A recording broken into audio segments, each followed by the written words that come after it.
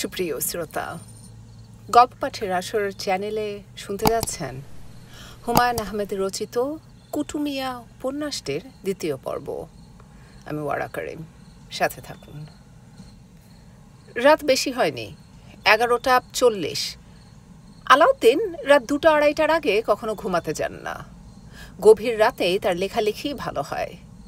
আজ ঘুমে চোখ জড়িয়ে আসছে। তার মুখে পান, হাতে সিগারেট। তার মনে হচ্ছে মুখ ভর্তি পান এবং হাতে জ্বলন্ত সিগারেট নিয়ে তিনি খাটে আধশোয়া হয়ে ঘুমিয়ে পড়বেন। হাত থেকে সিগারেটটা ফেলতেও পারছেন না। আধো ঘুম আধো জাগরণ অবস্থায় সিগারেটের ধোঁয়া টানতে তার খুবই ভালো লাগছে। তার কাছে হঠাৎ মনে হচ্ছে জীবনটা সুখের। আলাউদ্দিন আধশোয়া অবস্থায় ঘুমিয়ে পড়লেন। গাঢ় ঘুম। ঘরের বাতি জ্বলছে, মাথার উপর ফ্যান ঘুরছে, দক্ষিণের জানালা দিয়ে বাতাস আসছে। সেই বাতাসও আরামদায়ক, শীতল। তার ঘুম ভাঙল হঠাৎ। ঘরে বাতি নেই, ঘুটঘুটে অন্ধকার। মাথার উপর ফ্যান চলছে না। তার বুক ধক করে উঠল। চারদিকে এত অন্ধকার কেন? ঘরের বাতি যখন নেভানো থাকে তখন তো এত অন্ধকার থাকে না। অ্যাপার্টমেন্ট হাউসের আলো এসে ঘরে ঢুকে, রাস্তার আলো থাকে। অন্ধকারেও বোঝা যায় ঘরের কোথায় কি আছে। ঘুমের মধ্যে এমন কিছু কি হয়েছে যে তিনি অন্ধ হয়ে গেছেন? তার এক দুঃসম্পর্কের চাচার এরকম হয়েছিল। তিনি হাটে গরু নিয়ে গিয়েছিলেন বিক্রির জন্যে। দরে বনল না বলে গরু বিক্রি হলো না। মেজাজ খারাপ করে তিনি গেলেন চা খেতে। চা খেয়ে গরু নিয়ে বাড়ি ফিরবেন। টোস্ট বিস্কিট দিয়ে চা খেয়ে চায়ের দাম দিতে যাবেন, হঠাৎ চেঁচিয়ে বললেন, কি হয়েছে, আন্ধার কেন? এই যে তার কাছে পৃথিবী হঠাৎ আন্ধার হইল, আলো আর ফিরল না। তার বেলায় এরকম কি কিছু হয়েছে, নাকি গোটা শহরের ইলেকট্রিসিটি চলে যাওয়ায় শহরই অন্ধকার হয়ে গেছে, কোথাও আলো নেই?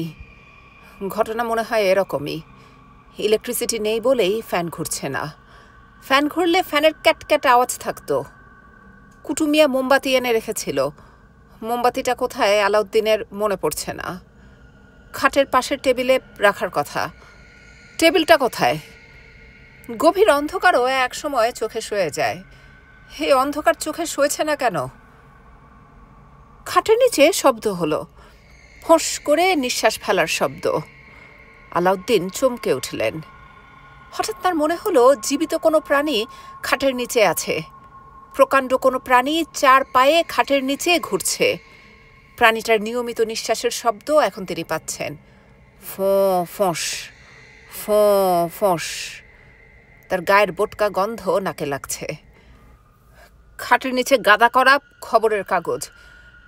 এই তো, প্রাণীটা এখন কাগজ ছিঁড়ছে। গলার ভেতর অস্পষ্ট শব্দও করছে, রাগী শব্দ। বাঁদর না তো?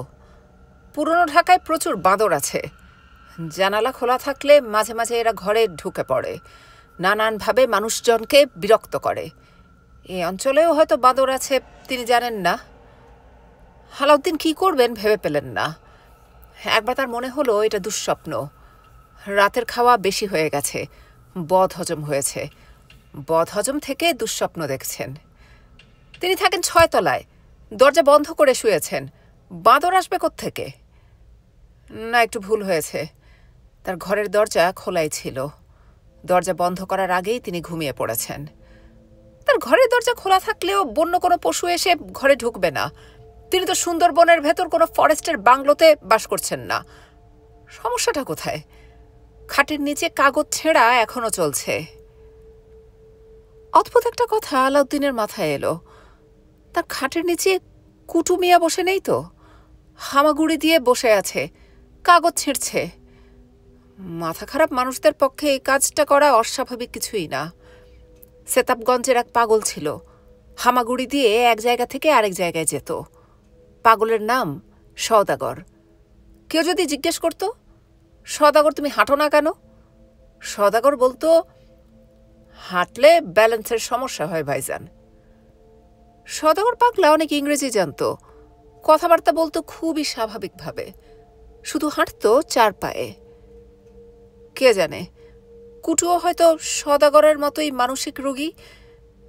আলাউদ্দিন কাঁপা কাঁপা গলায় ডাকলেন, কুটু!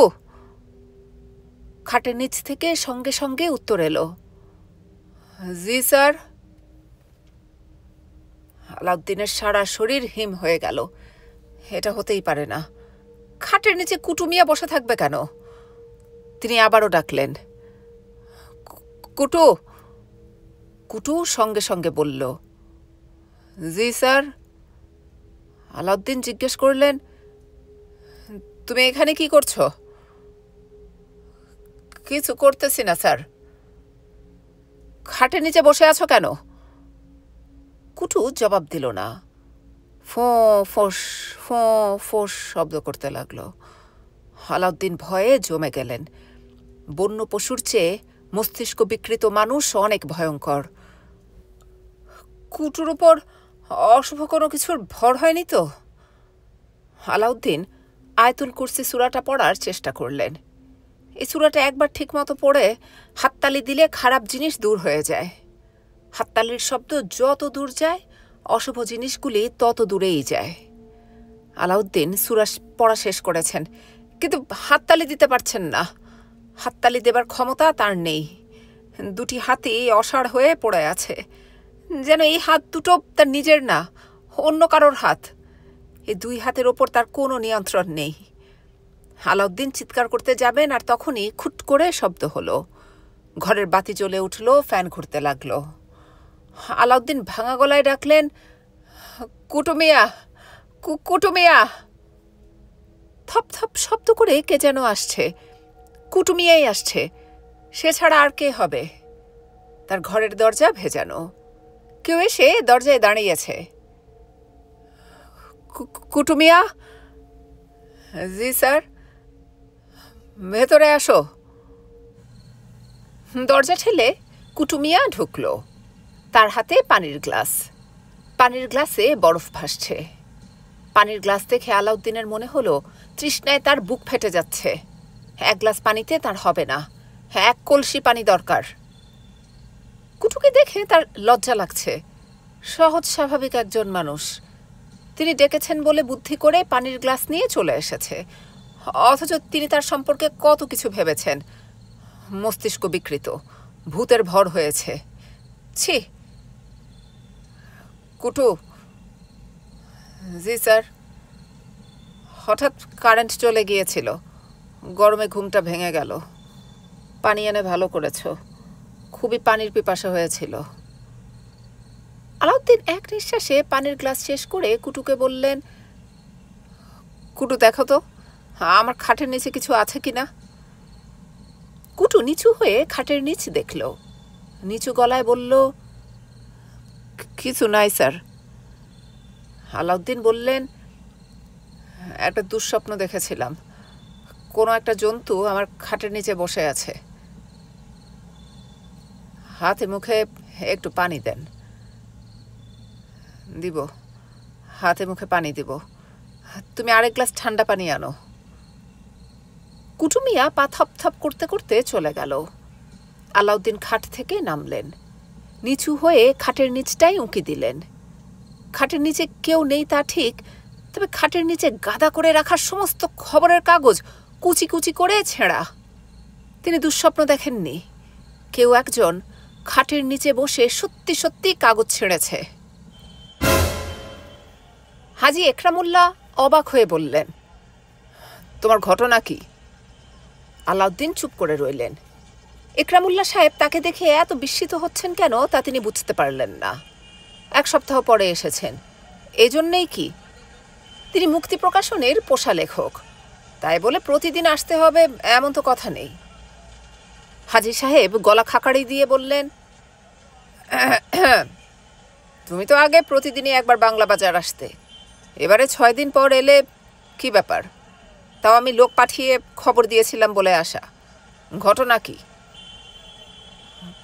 কোনো ঘটনা না। অসুখ বিসুখ হয়নি তো? আলাউদ্দিন না সূচক মাথা নাড়লেন। অসুখ বিসুখ যে হয়নি সেটা তো তোমাকে দেখেই বোঝা যাচ্ছে, বরং ওজন বেড়েছে। তোমার শরীরে থলথলে ভাব চলে এসেছে, পাঞ্জাবির ভেতর দিয়ে ভুঁড়ি দেখা যাচ্ছে। ব্যাপার কি? কোনো ব্যাপার না। বিয়ে শাদী করেছো নাকি? জি না, এই বয়সে বিয়ে শাদী, পুরুষ মানুষ যে কোনো বয়সে বিয়ে করতে পারে। গোপনে বিয়ে করে থাকলে স্বীকার করতে অসুবিধা নাই। বিয়ে করিনি। চেহারা ফর্সা হয়েছে, ইস্ত্রি করা পায়জামা পাঞ্জাবি পরেছ। তোমাকে ইস্ত্রি করা কাপড়ে কোনোদিন দেখেছি বলে তো মনে পড়ে না। একটা কাজের লোক আছে, সেই কাপড় ধুয়ে দেয়, লন্ড্রি থেকে ইস্ত্রি করিয়ে আনে, রান্না বান্না করে, ভালো রান্না। কুয়েতে বাবুর্চির কাজ করেছে। বলো কি, একেবারে বিদেশি বাবুর্চি? ভালো হয়েছে। চিরকুমার লোকদের যে জিনিসটা প্রথম দরকার সেটা হলো একজন ভালো বাবুর্চি। খাওয়া দাওয়ার কষ্টটাই চিরকুমার লোকদের আসল কষ্ট। ভাত আর ডিম ভাজি কতদিন খাওয়া যায়? ঠিক বলেছেন। তোমাকে দুটা কাজের জন্য ডেকেছি, দুইটাই জরুরি। একটা আমার জন্য জরুরি, আর একটা তোমার জন্য জরুরি। জি বলুন। হাত দেখার বইয়ের কি অবস্থা? একটা বই শেষ করতে তো এতদিন লাগার কথা না। আলাউদ্দিন ইতস্তত করে বললেন, আগে দিনে লিখতাম, রাতেও লিখতাম, এখন রাতে লিখতে পারি না। হাজী সাহেব বললেন, রাতে লিখতে পারো না কেন? রাতকানা রোগ হয়েছে? রাতে চোখে দেখো না? খাওয়া দাওয়ার পর আলসেমি লাগে। করো কি, 8টা বাজতেই ঘুমিয়ে পড়ো? ঘুমাতে ঘুমাতে 11টা বেজে যায়। খবরের কাগজ পড়ি, টিভি দেখি। টিভি কিনেছো নাকি? জি, একটা 14 ইঞ্চি টিভি কিনে ফেলেছি, colour. Colour TV? Black and white কেনার ইচ্ছা ছিল। কুটু বলল, কিনবেন যখন কালার কিনেন। দেখলাম কুটুর কথার মধ্যে বিবেচনা আছে। কুটুকে? কুটু আমার বাবুর্চি। হাজী সাহেব অবাক হয়ে বললেন, তোমার বাবুর্চি এখন বলে দিচ্ছে কি কিনবে কি কিনবে না? আলাউদ্দিন মাথা নিচু করে বললেন, ওর বিবেচনা খারাপ না। বেশি বিবেচনা হওয়াটা আবার ভালো না। শেষে দেখা যাবে তোমার বইপত্র সে লিখে দিচ্ছে। যাই হোক, 7 দিন সময়, এর মধ্যে বই শেষ করবে। আজ এক বুধবার, আরেক বুধবারে পাণ্ডুলিপি নিয়ে চলে আসবে। জি আচ্ছা, এখন উঠি। হাজী সাহেব বললেন, তুমি এসে যাই যাই করছো কেন? হ্যাঁ, লক্ষ্য করেছি এর মধ্যে 3-4 বার ঘড়ি দেখেছ। চুপচাপ বসো, দুপুরের খাওয়া দাওয়া করে তারপর যাবে। মোরগ পোলাও আনতে বলেছি, মোরগ পোলাও খেয়ে তারপর যাবে। অসুবিধা আছে? জি না। উসখুস করছো কেন? হ্যাঁ, বারবার পকেটে হাত দিচ্ছ। পকেটে কি? হ্যাঁ, পিস্তল নাকি? চাঁদাবাজরা পিস্তল নিয়ে যখন আসে তখন বারবার পকেটে হাত দেয়। কি আছে পকেটে? কিছু না। কিছু একটা তো পকেটে নিশ্চয়ই আছে। বের করো দেখি জিনিসটা কি। আলাউদ্দিন পকেট থেকে সিগারেটের প্যাকেট এবং ম্যাচ বের করলেন। তাকে খুবই বিব্রত মনে হলো। হাজী সাহেব বললেন, তুমি সিগারেট খাও তা তো আগে জানতাম না। আগেও খেতে না সম্প্রতি ধরেছ? এখন 1-2টা খাই। খাও, ভালো কথা। এত লজ্জা পাচ্ছ কেন? ধরাও একটা সিগারেট। উসখুস করার কারণ এখন স্পষ্ট হলো। নেশাখোররা সময় মতো নেশা করতে না পারলে উসখুস করে। ধরাও একটা সিগারেট। থাকবে কেন? খাও। নেশার জিনিস সময় মতো না খেলে মেজাজ খারাপ হয়। আমি চাই না আমার সামনে মেজাজ খারাপ করে কেউ বসে থাকবে। দেখি, আমাকে একটা সিগারেট দাও। তোমার সামনে ধরিয়ে তোমার লজ্জা ভেঙে দিই। আমি যে সিগারেট একেবারে খাই না তা না, তোমার ভাবির সঙ্গে ঝগড়া হলে খাই। হাজী সাহেব সিগারেট ধরালেন, আলাউদ্দিনও ধরালেন। তবে তিনি খানিকটা সংকুচিত হয়ে রইলেন, কারণ তিনি জানেন একজন হাজী এবং ধর্মপ্রাণ মানুষের সঙ্গে মিথ্যা কথা বলেছেন। এজন্যই সংকোচ। তিনি বলেছেন একটা দুটা খাই, ঘটনা সেরকম না। গত কয়েকদিন হলো প্রচুর সিগারেট খাচ্ছেন। বিশেষ করে রাতে খাওয়ার পরে মুখে একটা পান দিয়ে যখন টিভির সামনে বসেন তখন সিগারেট খেতে বড় ভালো লাগে। টিভি দেখার ব্যবস্থাটাও কুটুমিয়া খুব আরামদায়ক করেছে। টিভিটা বসিয়েছে লেখালেখির টেবিলে। তিনি এখন খাটে শোয়া অবস্থায় থেকে টিভির দিকে তাকিয়ে থাকতে পারেন। টিভিতে বিশেষ কিছু যে দেখেন তা না, সিগারেট ধরিয়ে একটা চ্যানেল দেখতে থাকেন। সিগারেট শেষ হওয়া মাত্র অন্য একটা ধরিয়ে চ্যানেল বদলে দেন। কেবল লাইন নেয়াতে এই সুবিধাটা হয়েছে, অনেকগুলি চ্যানেল। আলাউদ্দিন। জি। এখন আরেকটা জরুরি বিষয় নিয়ে তোমার সঙ্গে আলোচনা আছে, মন দিয়ে শুনতে হবে। জি আচ্ছা। আমি যে তোমাকে স্নেহ করি এই ব্যাপারটা আশা করি তুমি জানো। জি জানি। তুমি নির্বিরোধী মানুষ, অহংকার নাই, ভদ্র বিনয়ী, কোনো মিথ্যা বলো না, এজন্যেই পছন্দ। আমি যে তোমার মঙ্গল চাই এ বিষয়ে কি তোমার কোনো সন্দেহ আছে? জি না। হামিদা নামের আমার এক দুঃসম্পর্কের আত্মীয় আছে, দুঃখী মেয়ে। প্রায় 20 বছর আগে তার স্বামী মারা যায়।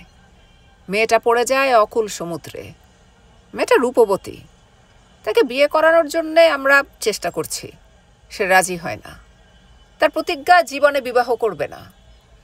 সে একটা চাকরি নিল, 2 মেয়েকে মানুষ করতে লাগলো, যাকে বলে জীবন সংগ্রাম। আলাউদ্দিনের সিগারেট শেষ হয়ে গেছে, তার আরেকটা সিগারেট ধরাতে ইচ্ছা করছে। হাজী সাহেব কি মনে করবে এইভাবে ধরাতে পারছেন না। আলাউদ্দিন। জি। এরকম উসখুস করছো কেন? যা বলছি মন দিয়ে শোনো। মন দিয়ে শুনছি হাজী সাহেব। হামিদার মেয়ে দুটাই মায়ের মতো সুন্দরী হওয়ায় দুজনেরই খুব ভালো বিয়ে হয়েছে। 2টা মেয়ে এখন আছে বিদেশে। একজন স্বামীর সঙ্গে থাকে সিঙ্গাপুরে, আরেকজন মালয়েশিয়ার কুয়ালালামপুরে। আলাউদ্দিন বললেন, খুব ভালো। হাজী সাহেব বললেন, যতটা ভালো মনে হচ্ছে ততটা ভালো না। হামিদা পড়েছে মহাবিপদে। একা বাস করতে হয়, নিঃসঙ্গ জীবন। আজে বাজে দুষ্ট লোক তাকে নানানভাবে ত্যক্ত করে। বিয়ে করলে এই সমস্যা থেকে সে বাঁচবে। তাকে অনেক বুঝানোর পর এখন সে বিয়ে করবার ব্যাপারে নিমরাজি হয়েছে। মেয়ে দুটিও চাচ্ছে মা বিয়ে করে সুখী হোক। বাংলাদেশি মেয়েরা বিধবা মায়ের বিয়ের ব্যাপারে আগ্রহী হয় না। এরা যে হয়েছে সেটা আল্লাহর রহমত বলতে হবে। আলাউদ্দিন আরেকটা সিগারেট ধরিয়ে ফেললেন। হাজী সাহেব কিছু বললেন না, বরং মুখ হাসি হাসি করে আলাউদ্দিনের দিকে খানিকটা ঝুঁকে এলেন। নিচু গলায় বললেন, হামিদা বানুকে তুমি বিয়ে করো না কেন? আলাউদ্দিন থতমত খেয়ে বললেন, আমি? হ্যাঁ তুমি। আমার ধারণা হামিদার পাত্র হিসেবে তুমি খুবই উপযুক্ত। মেয়েটা ভালো, তরুণী বয়সে সে অপূর্ব রূপবতী ছিল। সে রূপের খানিকটা এখনো আছে। তাকে দেখে মনেই হয় না তার বয়স 45। তুমি তার ছবি দেখেছ, সুন্দরী কিনা তুমিই বলো। আমি ছবি কখন দেখলাম? তোমার রান্নার বইয়ের ফ্ল্যাপে অধ্যাপিকা হামিদা বানুর ছবি আছে। এই হলো সেই হামিদা বানু। উনি অধ্যাপিকা? আরে না, বই চালাবার জন্যে লেখা। বিয়ে পড়ার সময় বিয়ে হয়ে গেল বলে আর পড়াশোনা হয়নি।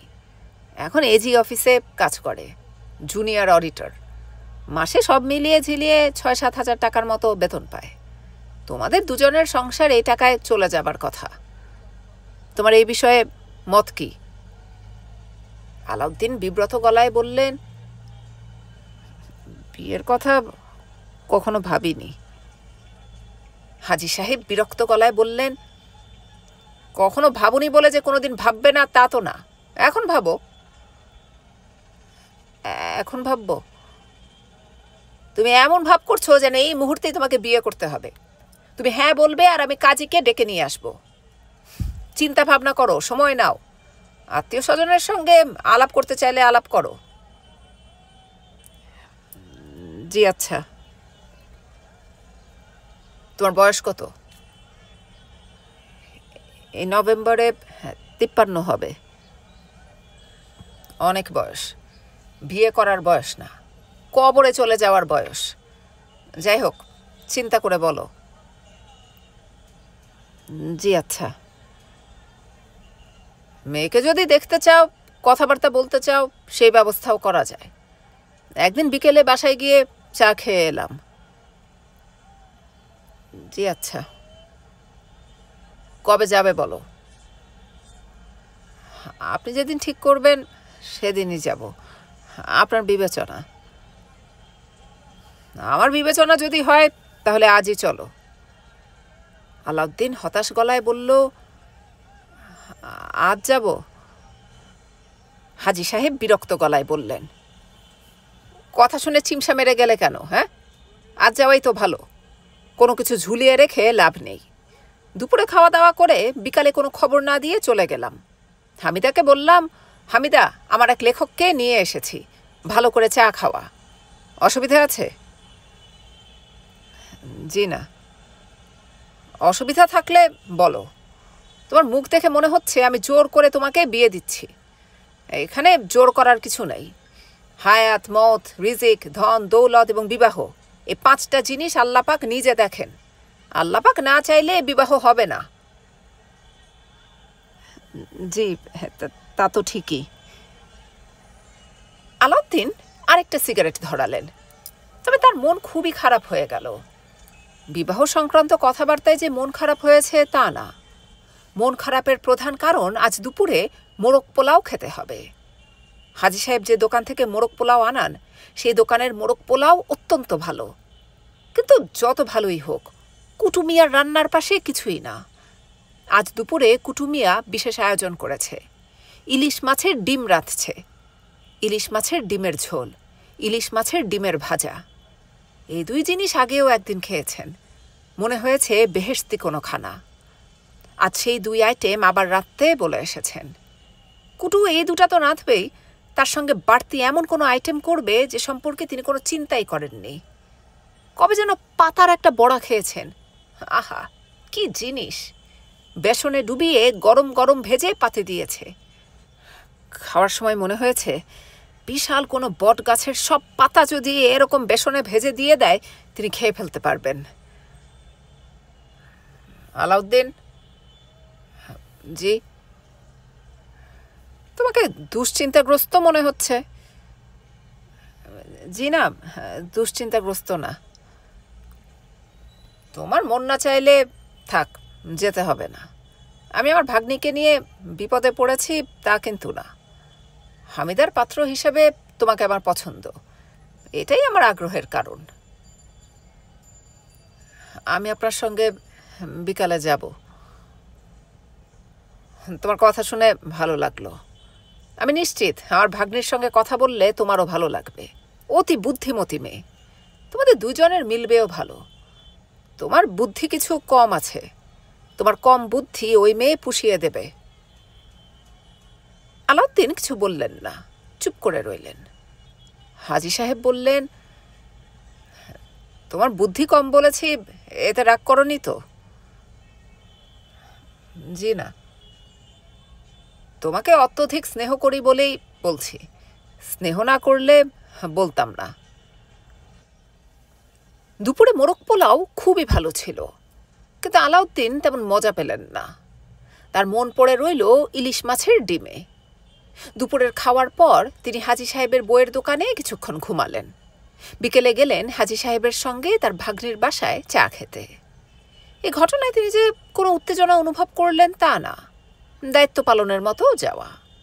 একা একা বাস করে তিনি অভ্যস্ত হয়ে গেছেন। বিয়ের মতো ঝামেলায় জড়ানো তার জন্যে বিরাট বোকামি হবে। জীবনে অনেক বোকামি তিনি করেছেন। হাজী সাহেবের মুখের দিকে তাকিয়ে এই বোকামিটাও তিনি করে ফেলবেন বলে মনে হচ্ছে। তবে তা নিয়ে তিনি তেমন কোনো দুশ্চিন্তা বোধ করলেন না। দরজা খুলে দিল হামিদা। সহজ দেশি বিদেশি ও চাইনিজ রান্নার বইয়ের ফ্ল্যাপে যে মহিলার ছবি, বাস্তবের মহিলা তার চেয়েও রূপবতী। দেখে মনে হচ্ছে 25-26 বছরের মেয়ে। মহিলার 2টি মেয়ে আছে এবং দুজনেরই বিয়ে হয়ে গেছে। এই কথা কেউ বিশ্বাস করবে না। হাজী সাহেব বললেন, হামিদা, কেমন আছিস রে মা? হামিদা খুশি খুশি গলায় বলল, খুব ভালো আছি। মামা, তুমি এতদিন পর কি মনে করে? তোর বাসার সামনে দিয়ে যাচ্ছিলাম, ভাবলাম তোর এখানে 1 কাপ চা খেয়ে যাই, চায়ের পিপাসা হয়েছে। তুমি আর 2 মিনিট পরে এলে আমাকে পেতে না। আমি বের হচ্ছিলাম, বেবি ট্যাক্সি ডেকে এনেছি। বাসার সামনে বেবি ট্যাক্সি দেখোনি? যাচ্ছিস কোথায়? ধানমন্ডি 27 নম্বরে। বেবি ট্যাক্সি ফেরত পাঠিয়ে দে, আমি তোকে নামিয়ে দেব। আমি একজন লেখককে নিয়ে এসেছি, সহজ দেশি বিদেশি ও চাইনিজ রান্নার লেখক। প্রাইভেট কলেজে ইসলামিক ইতিহাসের অধ্যাপক ছিলেন, এখন হয়েছেন রান্নার বইয়ের লেখক। সবই আল্লাহর ইচ্ছা। হামিদা আলাউদ্দিনের দিকে তাকিয়ে বলল, আপনাকে দেখে আমি খুবই লজ্জা পাচ্ছি। বই লিখেছেন আপনি, ছবি ছাপা হয়েছে আমার। মামা যে আমার ছবি নিয়ে এই কাজ করবেন আমি স্বপ্নেও ভাবিনি। আপনি আমাকে ক্ষমা করে দিন। আপনি ক্ষমা না করে এখান থেকে যেতে পারবেন না। আলাউদ্দিন কি বলবেন ভেবে পেলেন না। মেয়েটা এত সুন্দর করে কথা বলছে, এত সুন্দর করে বলল, আমাকে ক্ষমা না করে আপনি যেতে পারবেন না। সে কথার উত্তরে তারও সুন্দর করে কিছু বলা উচিত, মুখে কোনো কথাই আসছে না। হাজী সাহেব বললেন, ক্ষমা করার কিছু নাই। আলাউদ্দিন বই লেখে নাই, অন্যের বই থেকে কপি করেছে। আলাউদ্দিন যদি সত্যি সত্যি বইয়ের লেখক হতো তাহলে ক্ষমা করার প্রশ্ন আসতো। আলাউদ্দিন আগ্রহ নিয়ে বসার ঘর দেখছেন। কি সুন্দর ছিমছাম, ঘরে অনেক আসবাবপত্র, তারপরেও কেমন যেন ফাঁকা ফাঁকা লাগছে। দেয়ালে অতি রূপবতী 2 তরুণীর ছবি। এরা যে হামিদা বানুর মেয়ে দেখেই বোঝা যাচ্ছে। অবিকল মায়ের মতো চেহারা। মেয়ে দুটির ছবির উপরে একজন যুবকের ছবি, সানগ্লাস পরা যুবক। সে বেলুন ফুলাচ্ছে। এই যুবকের সঙ্গে মেয়ে দুটির চেহারার মিল নেই, তারপরেও বলে দেয়া যায় এই যুবক মেয়ে দুটির বাবা। হামিদা চা নিয়ে এসেছে। চায়ের ট্রে নামিয়ে রাখতে রাখতে সে লজ্জিত গলায় বলল, চায়ের সঙ্গে যে দেব এমন কিছু নেই বাসায়। অন্যদিন বাসি চানাচুর হলেও থাকে, আজ তাও নেই। হাজী সাহেব বললেন, কিচ্ছু লাগবে না। হামিদা বলল, মামা তোমার লাগবে না, কিন্তু তুমি মেহমান নিয়ে এসেছ। হাজী সাহেব বললেন, আলাউদ্দিন মেহমান না, সে বলতে গেলে ঘরের মানুষ। তোর মেয়েরা কেমন আছে? চিঠিতে তো সবসময় লেখে খুব ভালো, তবে যতটা ভালো আছে বলে লেখে ততটা ভালো আছে বলে মনে হয় না। অসুখ বিসুখ যখন হয় আমি দুশ্চিন্তা করব বলে আমাকে কখনো জানায় না। হাজী সাহেব বললেন, এটাই তো ভালো। হামিদা বলল, এটা ভালো না, আমি সব সময় সত্যিটা জানতে চাই। মিথ্যা ভালো সংবাদের চেয়ে সত্যি খারাপ সংবাদ অনেক ভালো। হাজী সাহেব আলাউদ্দিনের দিকে তাকিয়ে বললেন, তোমার ঘটনা কি? বাড়িতে ঢোকার পর থেকে তুমি যে ঝিম ধরে বসে আছো, তোমার ঝিম তো দেখে কাটছে না, কথা বলো। আলাউদ্দিন বিব্রত গলায় বললেন, কি কথা বলবো? কিছু একটা বলো। কোনো কথাই যদি মনে না আসে হামিদাকে জিজ্ঞেস করো আপনার 2 মেয়ের নাম কি। আলাউদ্দিন সঙ্গে সঙ্গে জিজ্ঞেস করলেন, আপনার 2 মেয়ের নাম কি? হামিদা হেসে ফেলল, তবে অতি দ্রুত হাসি থামিয়ে বলল, আমার 1 মেয়ের নাম রু, আরেক মেয়ের নাম নু, দুজনের মিলিত নাম রুনু। আলাউদ্দিন সঙ্গে সঙ্গে বললেন, ও আচ্ছা। হামিদা বলল, মেয়েদের নাম 1 অক্ষরের, এটা শুনে আপনার অবাক লাগলো না? আলাউদ্দিন বলল, সামান্য লেগেছে। আপনার চেহারা দেখে সেটা বোঝা যায়নি। এক অক্ষরের নামের পেছনে সুন্দর একটা গল্প আছে, গল্পটা বলি। ওদের বাবার খুব শখ ছিল আমাদের প্রথম সন্তানটা মেয়ে হলে তার নাম হবে রুনু। মেয়ে হলো ঠিকই, যমজ মেয়ে হয়ে গেল। তার বাবা রুনু নামটাকে ভেঙে একজনের নাম রাখল রু, আরেকজনের নাম নু। হাজী সাহেব অবাক হয়ে বললেন, কই, এই গল্প তো আমি জানি না। হামিদা বলল, মামা, তুমি আমার কোনো গল্পই জানো না। আমি শুধু যে দুঃখী মেয়ে তা না, আমার জীবনের অনেক মজার মজার গল্প আছে। হাজী সাহেব হঠাৎ হাত ঘড়ির দিকে তাকিয়ে চমকে উঠে বললেন, 10 মিনিটের জন্যে আমি একটু ঘুরে আসি। আলাউদ্দিন সঙ্গে সঙ্গে উঠে দাঁড়ালেন। হাজী সাহেব বিরক্ত মুখে বললেন, তুমি যাচ্ছ কোথায়? তুমি বসো, আমি 10 মিনিটের মধ্যেই চলে আসব। আমার একজন লেখক থাকে 121 নম্বর বাসায়, তাকে একটা তাগাদা দিয়ে আসি। আলাউদ্দিন বললেন, আমিও সঙ্গে আসি। হাজী সাহেব বললেন, তোমাকে নিয়ে যাব না। এক লেখক আরেক লেখককে পছন্দ করে না। তুমি হামিদার সঙ্গে গল্প করো, আরেক কাপ চা খাও। চা শেষ হতে হতে আমি চলে আসব। হাজী সাহেব হন্তদন্ত হয়ে বের হলেন। আলাউদ্দিন অস্বস্তি নিয়ে বসে আছেন। মেয়েদের সঙ্গে এমনিতেই তার কথা বলার অভ্যেস নেই, তার উপর যে মেয়েটি তার সামনে বসে আছে তার সঙ্গেই বিয়ের কথা হচ্ছে। ভালো ঝামেলায় পড়া গেল। হামিদা বলল, আপনি কি আরেক কাপ চা খাবেন? আলাউদ্দিন বললেন, জি না, চা খাবো না। হামিদা বলল, মামা 10 মিনিটের মধ্যে আসবেন না, দেরি করবেন। আপনি ধরে রাখুন মামার ফিরতে আধ ঘন্টার মতো লাগবে। উনি আধ ঘন্টা সময় দিয়েছেন যাতে আপনি আমার সঙ্গে কথা বলতে পারেন। পাত্র হিসেবে উনি যে আপনাকে এখানে এনেছেন আমি বুঝতে পারিনি। হঠাৎ উনার মাথায় ঢুকেছে আমাকে বিয়ে দিতে হবে। আমি কিছুতেই তাকে বুঝাতে পারছি না যে আমি বিয়ে করব না। আপনি সত্যি করে বলুন তো, মামা কি আপনাকে পাত্রী দেখাবার কথা বলে এখানে আনেননি? আলাউদ্দিন হ্যাঁ সূচক মাথা নাড়লেন। হামিদা বলল, কি লজ্জার কথা চিন্তা করুন। আমার এত বড় বড় মেয়ে, স্বামীর সঙ্গে তারা ঘর সংসার করছে, এখন কিসের বিয়ে?